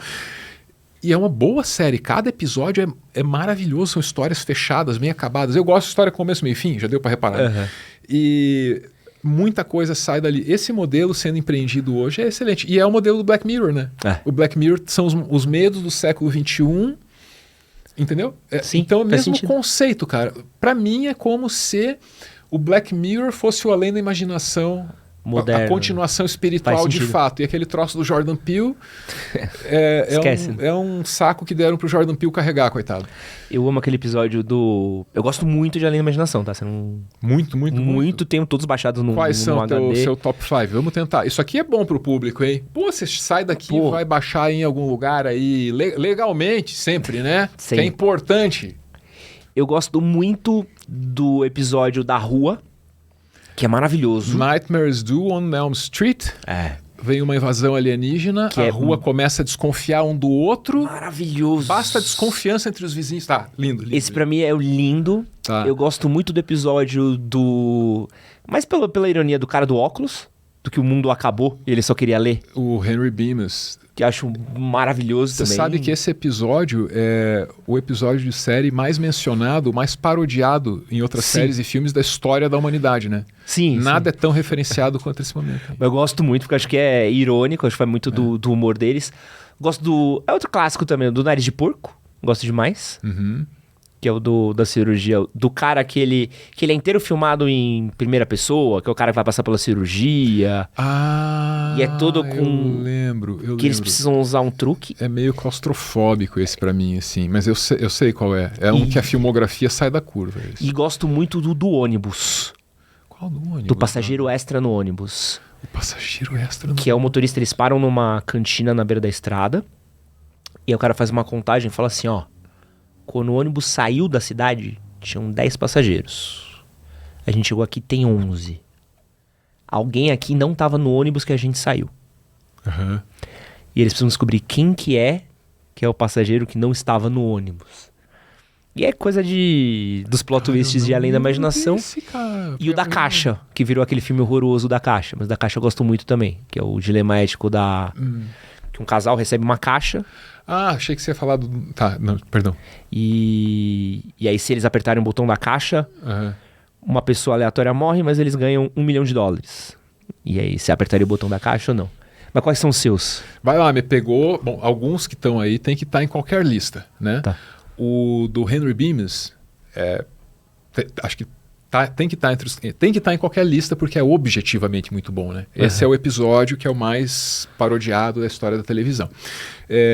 O Edson contou, mas para quem não está ligado na história, é um cara que queria muito ler, sobrevive ao apocalipse, todo mundo morre, e aí todo mundo que impedia ele de ler já foi. Então agora ele pode ler o que ele quiser. Ele vai lá, pega uma biblioteca, empilha todos os livros, um trabalho homérico, vai sentar para ler, né? E aí ele abaixa para ler, cai o óculos. Pá, o óculos quebra. E aí vem a cena icônica, porque, esse homem, entendeu? Que sobreviveu ao apocalipse, que realizou o sonho dele no apocalipse, tem tudo agora para ser feliz e ter o que ele quer, né? Perdeu a única ferramenta que ele precisava, que era o óculos. Pá, cai no chão, e daí vem a frase, né? But there was time now. Time enough at last. Mas, agora eu tinha tempo. Eu finalmente tinha tempo. Puta que pariu. É boa. Cara, isso é muito próprio da condição humana. Quando eu tenho dinheiro, eu não tenho tempo. Quando eu tenho saúde, eu não tenho dinheiro. Isso é muito foda, cara. É foda. A série é muito boa. Isso é muito foda porque você não precisa sobreviver ao apocalipse pra se identificar profundamente com aquela situação, pra ser aquele personagem. É maravilhoso esse episódio. Daí vai. Eu gosto muito acho que são 6 personagens em busca de uma saída. Também me faz pensar muito a respeito da condição humana. Nesse episódio você tem alguns personagens bem estereotipados que estão convivendo desde sempre num ambiente nulo, branco, neutro. Uma caixa, um cilindro, talvez. E eles não sabem como eles foram para ali, quem eles são, quais devem ser as relações entre eles, como eles devem interagir. E isso também me faz pensar sobre o que é estar nesse mundo. né? Que é a minha postura absurdista, assim, sabe? Que porra é essa? Por que eu fui colocado aqui? Né? Por que essa injustiça tá ali? Isso é natural? Isso não é natural? É a nossa condição. E esse episódio, para mim, me faz pensar nela, assim, de maneira muito densa. E spoiler dos spoilers. Amigo, é aquele especialzinho de Natal. Sabe? Aquele episódio de Natal pro qual ninguém devia dar nada? É esse episódio. E é bom pra caramba, cara. Aí tem um outro que é o cara que vai voltar pra visitar a cidade natal dele e de algum jeito volta no tempo. Ah, que legal. Não tem premissa melhor pra trabalhar o tema nostalgia, tem? Edson vai visitar a casa em que ele nasceu. Por qualquer razão, Edson dá um passo que o leva no tempo 20 anos para trás. Agora ele tem que descobrir porque ele foi parar ali, ele tem que mudar o que deu certo, o que deu errado na vida dele. Qual vai ser a prioridade dele? Isso é foda. Esse episódio... Na cara do Além da Imaginação. É muito bom, né? É muito bom. Não poderia ficar sem, desculpa repetir o teu, do Nightmares do Elm Street. Esse é maravilhoso. É o melhor... É o melhor momento da ficção com alienígena daquele momento ali do século XX, naquela tensão de Guerra Fria. É a melhor coisa nesse. Melhor. Coisa velha com ET, mal feito, fantasia esquisita. Eu adoro. É isso. Vocês têm que superar, só avisando aí pra quem for assistir, precisa superar. Porque literalmente os bichos têm um terceiro olho na testa, que é aquele olho de boneca com o olho caindo. Os alienígenas têm antena. É o charme da época. Você precisa absorver. Os discos voadores são uns... Isso é a ruga no rosto do vovô. Olhem com respeito. É isso. E o quinto último? O último, cara, eu não vou me lembrar o nome, mas é um dos suspenses psicológicos mais arrebatadores que já maltrataram meu sistema nervoso. É sobre essa família que mora isolada na fazenda e dá de ter um filho com superpoderes. Pô, tá ligado que esse é o que todas as versões eles refizeram. Eles refizeram esse episódio em todos? Eles gostam tanto? Eu acho que eles refizeram dos anos 80. Caralho, sério? Eu não sabia. Esse acho que tá no... Tem várias versões. Esse tá no filme. Ah, é? O filme do Além da Imaginação tem um remake, acho que se eu não me engano tem até um episódio que é continuação desse episódio. Olha lá, não vi nenhum. Esse do garoto, esse é foda demais, do Garoto com Poder. Só vi o original. Esse é muito bom. E aí, cara, menção honrosa, mas eu tenho que mencionar aqui pra plateia, que é essa coisa dos anos 50, né? Não é saudável, não façam isso. Que é o roteirista, que é o dono do show, né? Toda essa série é focada em texto. Então, ela tem uma narração em cima, um voice-over, né? Um off. Tá? O Rod Sterling. O Rod Sterling. E no final ele aparece, né?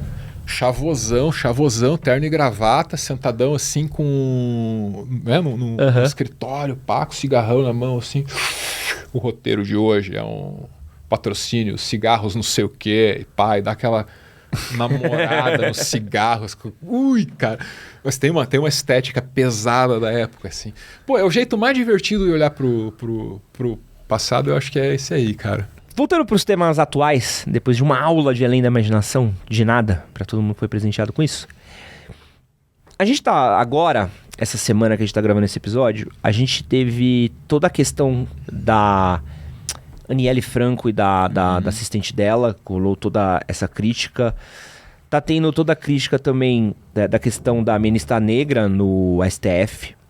Também o cartão corporativo do Lula. E toda uma crítica ao Lula e ao governo dele, e uma parte da esquerda tentando fazer uma blindagem forte, né? Até já ouvi a palavra maravilhosa, não critica muito o Lula, senão o Bolsonaro volta. Pode criticar esse governo? Existe espaço para crítica dentro do mesmo posicionamento político? Pô, eu super tenho críticas. Eu só não acho que nenhuma dessas aí seja prioritária, sacou? E às vezes é porque eu tenho críticas diferentes que as pessoas acham que eu não tenho crítica. O cartão corporativo, a transparência no governo Lula não retrocedeu em relação ao governo Bolsonaro. De maneira alguma, mas retrocedeu em relação ao governo Lula, que implementou recursos de transparência importantíssimos no passado, isso é verdade. Vamos lá, cartão corporativo não retrocedeu em... Cartão corporativo não retrocedeu em transparência em relação ao governo Bolsonaro, porque seria muito difícil. Veja a maneira como foi tratado o acervo e tal, né, cara? Impossível. Mas retrocedeu em transparência, sim, em relação ao primeiro mandato do Lula. Não tem como negar isso, né? O caso da Aniele Franco, acho que foi resolvido bem rápido, me dou por satisfeito. Indicação para o Supremo Tribunal Federal. O que eu vou dizer? É uma vergonha para a sociedade brasileira. Você ter uma corte com tamanha disparidade em termos de diversidade, né? Mas ele deve estar fazendo a escolha que ele julga pragmática para ele, né? Acho que já fez outras escolhas que julgou pragmáticas para ele em outros momentos e talvez tenha se arrependido, sobretudo em escolhas para a Suprema Corte, né? Agora, a minha principal razão para dizer que esse é um governo, na melhor das hipóteses, meia boca, tá na maneira como a gente está lidando, cara, com o que aconteceu no 8 de janeiro. Eu acho que ninguém dá para aquilo a importância que eu dou, assim. Às vezes eu me sinto meio solitário nisso, sabe? Pô, se você parar para pensar conceitualmente no que é um golpe de Estado, bicho, os caras tentam tirar de você o teu país. É isso. E aí você está fudido sendo um brasileiro latino, porque não tem lugar no mundo em que você vai ser tratado que nem um nacional, sacou? Pode se enganar. Então, assim, hoje dá até vergonha de dizer, né? Mas eu sou um patriota, porra. Eu banco falar isso, cara. E eu não quero que ninguém me tire o meu país. Era isso, cara.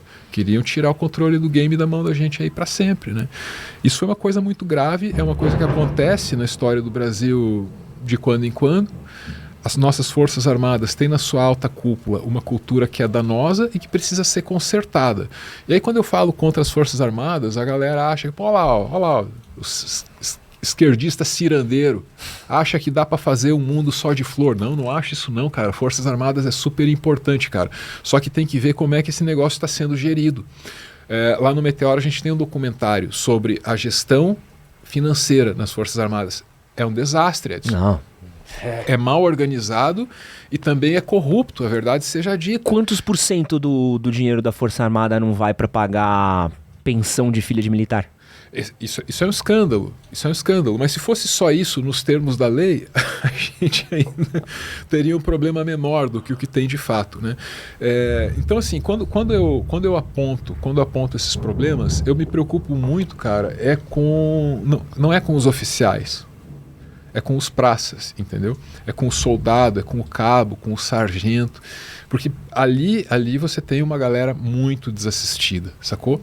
Daí quando você passa pro oficial, eu acho que o problema é a qualidade da educação que esses caras estão recebendo. Eles falam em doutrinação de esquerda, doutrinação comunista, mas quando você vai olhar pro material, cara, que sobretudo o exército usa para educar os seus, tem um processo perigoso ali. A gente precisava, como sociedade, sabe? Sentar as universidades, olhar para aquilo, falar, não, essas Forças Armadas são nossas, trabalham pra gente. Como é que é a educação deles? Vamos sentar, vamos discutir, vamos ver junto, sacou? A educação do tenente e tal, como é que é isso? Então, são alguns problemas que cada ponto da hierarquia tem. O soldado precisa de assistência, precisa de uma farda boa, precisa de uma bota boa. Você mencionou agora assistência para as filhas dos militares, isso me deixa muito triste, porque eu tenho um amigo, posso falar dele rapidão? Pode, o Rodolfo, cara. Rodolfo, se te souber da minha existência de novo, beijo pra você. Meu amigo Rodolfo, da Vila Fani, ele ficou muito feliz porque foi ser recruta. E aí serviu o tempo dele, mas caiu num exercício de rapel.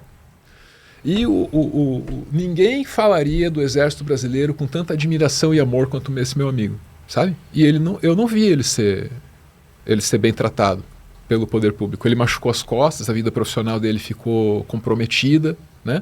Ele poderia ter feito muito mais coisa, e ele sofria com aquilo. Era um moço jovem, andava comigo com o colete aqui, porque machucou feio as costas, né? Então ele não recebeu amparo, o recruta, né? Agora, a filha do general, ela casa fingindo que não casou, para não perder uma pensão que pode chegar fácil a 40, 50 mil reais. Né? Então essas disparidades existem dentro das forças e me deixam incomodado. Né? Eu não estou dizendo que eu não quero as forças. Eu não quero o mal do meu amigo Rodolfo, de maneira alguma. Entendeu? Eu quero que o próximo que cair se machucar num treinamento desse, e essas coisas infelizmente acontecem em treinamentos, né? Receba o apoio necessário. Então tem problemas de gestão nessas forças. E aí para concluir, né, Edson? Como é que pode um general que comanda uma força assim, olhar para um país e falar, dá na minha mão que eu faço melhor? Meu amigo, não dá. Não dá. E aí a galera da esquerda tira sarro, às vezes eu também tiro, do exército ter mania de caiar a árvore de branco até metade, pintar o meio fio. Essa é a parte boa das Forças Armadas. Que os praças têm muito, cara. Essa coisa de querer cuidar, a manutenção, manter em ordem, a zeladoria, tem essa cultura muito forte. É verdade, é verdade. Na base das Forças Armadas brasileiras. Isso é muito admirável. A árvore caiadinha de branco pelo Exército Brasileiro, no fim das contas, representa coisas boas, cara. Representa, sabe, uns valores que estão ali na base da corporação e que têm que ser levados ao topo. Não é legal você falar disso quando você está mencionando uma corporação militar que precisa de hierarquia e tal, mas faria bem para o Exército Brasileiro levar para o general os valores do soldado. É isso que eu queria ver nas Forças Armadas do meu país depois de um golpe que falhou, porque é isso que aconteceu. E como é que a gente faz essa crítica, então, ao governo que a gente apoia? Como é que você critica quem você apoia? Pô, tô fazendo isso aqui agora mesmo, cara. E preciso ser até mais enfático. Está se desperdiçando uma oportunidade histórica brilhante, brilhante. Vou me chamar de Peteoro agora. Mas, pô, um líder como Lula, que depois de passar pelo que passou, chega ao poder de novo, é um líder empoderado ou não é? É um cara no momento de virada ou não é? É um cara que teria alguma condição de impor ou não? Meu sonho, sabe qual era, Edson? Meu sonho, não vai acontecer. Era ver Lula com essa parte assim mais civilizada da direita, que ele já levou para dentro do governo dele, um Alckmin da vida, esses caras, mais mídia hegemônica, todo mundo, chamando o militar para conversar e falar, gente, escuta aqui, somos um condomínio, vocês aí da segurança, por favor, parem de apontar as armas aqui para dentro, que lá fora o bicho pode pegar uma hora ou outra. Estão brincando com coisa séria aqui. Esse é o papo que nós temos que ter. O condomínio tem que parar, tem que chamar a segurança e falar, amigo, aponta a arma lá para fora. Não aponta aqui para dentro, não. A gente tem que ter essa conversa. Eu conheço soldado. E eu conheço alguns que não estão satisfeitos com o rumo das coisas. O Exército Brasileiro tem que tomar cuidado com o que está fazendo no seu alto comando. Porque golpe, autoritarismo, o que é direita, o que é esquerda, o que é fascismo, o que não é, até passa. Até passa. Mas quando a corrupção do general fica muito evidente e o soldado está entrando água na bota dele, ele fica insatisfeito. E ele fica de má vontade com a hierarquia. O Exército Brasileiro tem que lembrar que a única vez que o Brasil teve uma tal intentona comunista, para chamar de intentona comunista, isso aconteceu dentro do seio das Forças Armadas. Então, assim, odeiam essa filosofia, odeiam essa ideia, mas dão espaço para que uma grande necessidade por igualdade e civilidade se apodere ali daquela base das forças. Porque eles criam condições para isso. Eles criam condições para isso dentro das forças, né? E essa quebra de confiança dos anos 30 ainda permanece por aí, isso é histórico, etc. e tal. Mas essas são questões nas quais eu gostaria assim, que a sociedade brasileira pensasse com mais atenção, né? Não é porque a gente pôde ignorar a existência das Forças Armadas desde a virada dos anos 80 para os 90, que é saudável, que é racional fazer isso. A gente está num momento histórico muito bom para reavaliar essas coisas. Vou colocar assim, mas não gosto de colocar assim, contra a generalização, né? Os maus elementos tentaram uma má ação, eles se ferraram, eles estão constrangidos, é estratégico agir agora, né? Eu acho que a gente como sociedade poderia fazer alguma coisa e não vejo a gente fazendo. E só tem um lugar de onde pode sair a liderança desse processo. É o governo. Talvez só tenha uma pessoa no Brasil que possa convocar esse debate. E é o presidente da República nesse momento, né? Se não faz, eu não sei explicar por que não faz. Eu não sei. E aí na minha crítica eu também sou econômico. Pô, eu não entendo por que não. Eu não entendo. Quando eu tô com raiva, eu falo, é preguiça, sabe? Uhum. Quando eu tô me sentindo burro, eu falo, cara, qual é a parte que eu não tô enxergando dessa equação? E eu fico aqui me perguntando, mas a insatisfação existe e é crítica. Edson, nós não vamos resolver esse negócio agora, vai acontecer daqui 40 anos, Edson. Uhum. Sabe Deus com que ferramental tecnológico na mão, sabe Deus com que riscos piores e maiores envolvidos, entendeu? Não dar valor para isso agora é não dar valor, desculpa, para o Brasil mesmo, né? Obrigado pelos 40 anos, com medo é daqui 4, 8. Porque a gente passou ali num... Eu não sei, eu tô chutando. Você que vem de uma base muito forte de jornalismo e o seu trabalho no Meteoro reflete muito disso, né? Os mini documentários, as matérias. A gente vive... A gente vive não, né? Pô, eu vou falar a gente vive não, porque quando eu me formei em jornalismo, o jornalismo já estava em crise. Eu lembro de entrar em redação com o jornalismo já em crise. Meus amigos que trabalhavam na Abril eram demitidos toda semana. Eu adorava o esquema da Abril, que a Abril demitia pra contratar. Pô, era maravilhoso. Os caras demitiam pra não virar regime de trabalhista e você ficava um mês de freela e te contratavam depois de um mês pra você poder voltar. Era uma loucura, né? Redações fecharam, vagas diminuíram. Apesar de a gente ter mais conteúdo na internet hoje, a qualidade caiu muito, a cobrança aumentou bastante. E ontem, no podcast que eu gravei com o Regis Tadeu, ele falou de uma parada que eu achei muito importante e achei até coincidência gravar com você no dia seguinte, que ele tava falando sobre o jornalismo copia e cola também, né? Você vai para alguns grandes portais ou grandes veículos, o esforço dos jornalistas é simplesmente copiar o release e colar o release. Pode crer.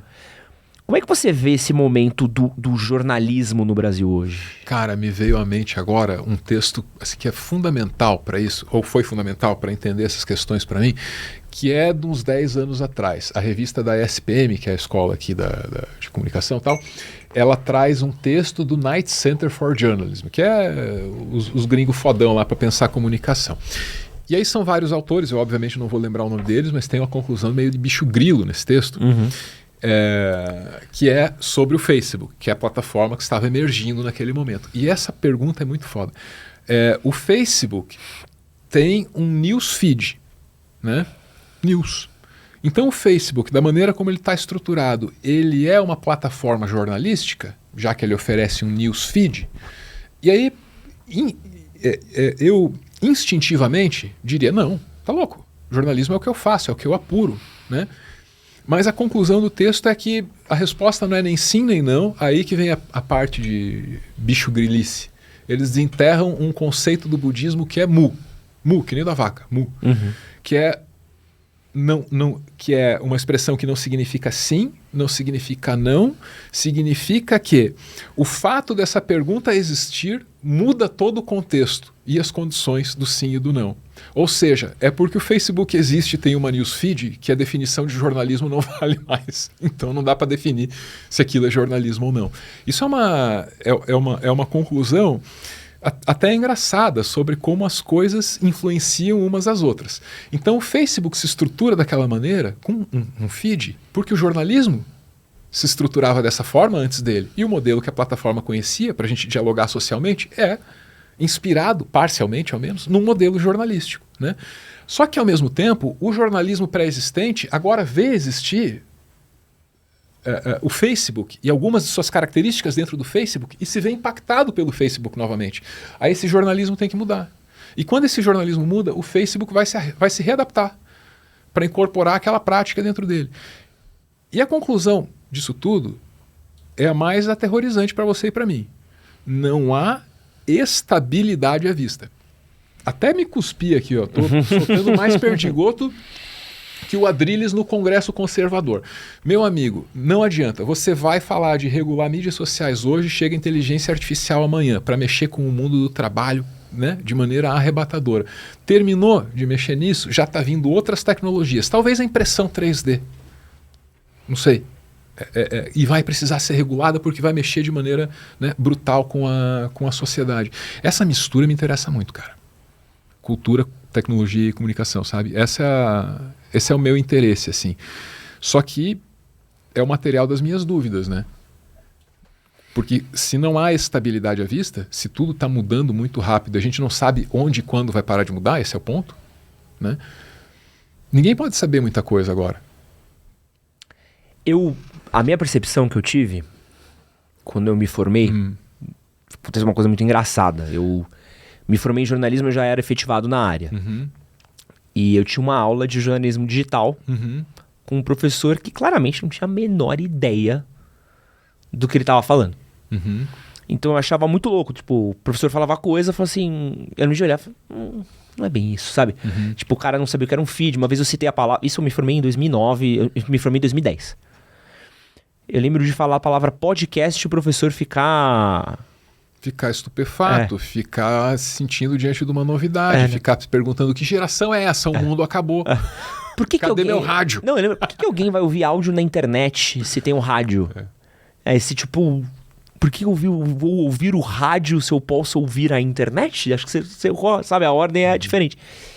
E eu lembro de ver isso, de como, principalmente o pessoal no meio mais acadêmico, principalmente, olhar pro Grupo Abril, o próprio Grupo Globo, eu vejo que eles viram essas mudanças vindo e eles ficaram sentados esperando para ver no que ia dar. Então vamos ver o que vai pegar.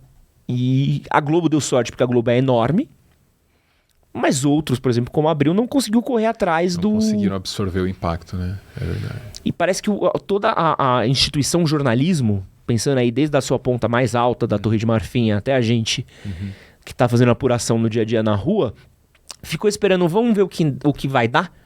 E subestimamos o poder que teria vir as redes sociais. A gente viu o Orkut e foi ok. Viu o começo do Facebook? Tá legal. E parece que no meio do caminho veio Facebook, Instagram, TikTok, blá, blá, e agora você vê essas coisas já sendo mais incorporadas nas redações, né? Me faz lembrar do meu passado, né? Na CBN lá em Curitiba, eu fazia um programa que era o CBN Debate.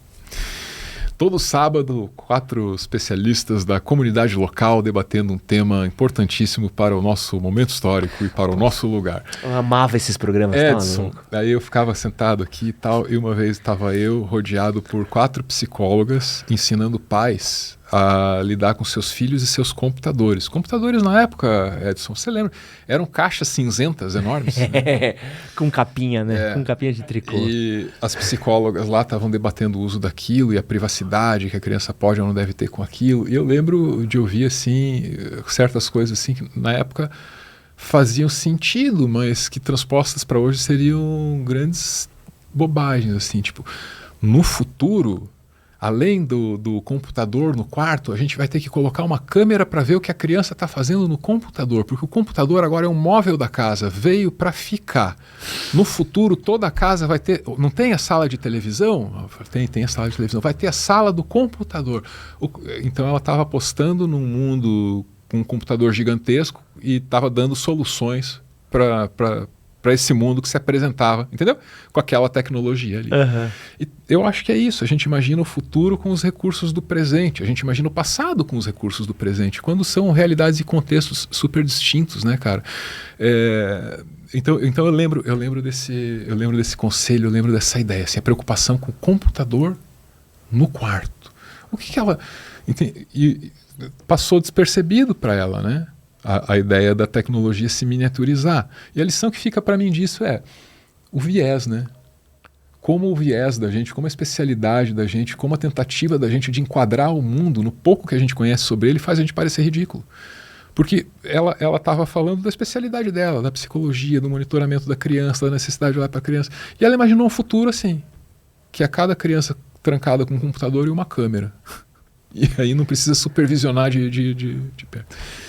Porque ela não conseguia imaginar que em 10 anos você ia ter um computador na mão. O zip-zop, né? Imagina ela hoje com o Discord, o terror que não seria na vida dela. Então eu ouvi muita coisa desse tipo, assim, sabe? Muita coisa desse tipo. E eu acho que muito do que a gente está dizendo hoje sobre a tecnologia do amanhã vai envelhecer igualzinho. Quando eu conto a história da minha querida psicóloga local, eu não conto para humilhar ela, não. Eu conto porque eu me sinto na pele dela hoje. Qualquer tentativa de acertar, cara, o que é essa tecnologia futura, assim, é uma temeridade até, porque tecnologia de comunicação nova, ela de alguma maneira desestabiliza a sociedade. E isso é assim desde sempre, né? Desde Gutenberg. Desde sempre. Isso. Gutenberg já foi o... Esse é o melhor exemplo. Quando a gente aprende a escrever é uma coisa, aprender a imprimir um livro, cara, é revolta, a reforma protestante, a organização do mundo... O comunismo, cara, veio nesse rolê daí. Exatamente. Então, são os processos históricos, né, que têm indissociáveis essas manifestações de evolução técnica e essas manifestações e ebulições sociais que vêm em função da técnica crescente, cara. Essas coisas acontecem, a gente está vivendo num momento que é muito rico nessa interseção, sabe? Como a tecnologia mexe com a sociedade e como a sociedade mexe com a tecnologia. E a minha percepção, de novo, isso é importante, não tem estabilidade à vista, cara. Não tem estabilidade à vista. O jornalista é o acendedor de lampião na rua? Talvez. Mas eu gosto da minha chama. Álvaro, para quem quiser conhecer mais o seu trabalho, onde é que eles podem te encontrar? Minha chama está acesa no Meteoro Brasil, pô. Joga Meteoro Brasil no YouTube, lá você vai achar as últimas notícias do dia, sempre apresentada com um viés consciente do próprio viés. Acho que isso é muito importante, né? Então a gente não vai, sabe, olhar na lata do público, Edson, e falar assim, não, aqui é imparcialidade, doa quem doer, pura racionalidade, pragmatismo e verdade. Não é bem assim, né? Todo mundo tem um viés, a gente tem o nosso e a gente deixa ele muito claro e leva muito a sério a separação entre informação e opinião. Informação no começo, opinião no final, todo mundo aprendendo a dosar um pouquinho de cada, né? E é isso, cara, nosso trampo tá aí no YouTube, estamos expandindo agora para as outras plataformas, vai ter novidade em breve no canal. O Edson conheceu o Meteoro num período menos militância, talvez. Tem militância, a gente teve que fazer militância. A gente começou para falar de cultura pop, de ciência, de filosofia, quando o que eu considero a tragédia recente do Brasil, e tenho a favor da minha visão 700 mil pessoas enfiadas em valas comuns, né?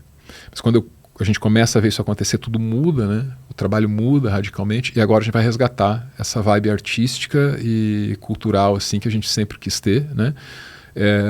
Eu comecei o projeto de maneira muito humilde, assim, mas sempre sonhei em que nós pudéssemos ser um coletivo de comunicadores e artistas marginais no bom sentido, sabe? Todas aquelas coisas que precisam existir em cultura e comunicação, mas para as quais não há um mercado que as sustente, o Meteoro está aí para isso. É isso que a gente quer ser. Então, assim, não tem espaço na mídia comercial, não tem problema. Vamos criar um jeito de fazer isso ser viável, né? Essa é a nossa ideia, assim, sabe? A gente vive muito à margem do sistema, por isso que eu falo marginal. O pessoal tem uma noção meio cagada da palavra. Marginal do Hélio Oiticica, pô. Agora a galera entendeu. É por aí, cara. Mas procura Meteoro Brasil no YouTube. Eu tô no Instagram, biscoitando de quando em quando, que agora também comecei a fazer exercícios físicos. Pô, que isso. Tô quase no nível do Edson aqui. Ó o Cariani aqui que não faz, né? Daqui a pouco tá o Álvaro com um projetinho. Projeto Cariani pra mim também. Álvaro, gosto muito do seu trabalho, cara, gosto muito de você. Muito obrigado por me chamar aqui. Muito obrigado pelo seu tempo, prazer enorme de poder ter você aqui no nosso maravilhoso casting de convidados. Então, prazer gigante mesmo. Já assisti muitos vídeos do Meteoro, acompanhei muita coisa já, cara. Então, pra mim é uma honra. E é uma honra também ter você aqui assistindo com a gente. Um grande beijo e é nóis. Valeu!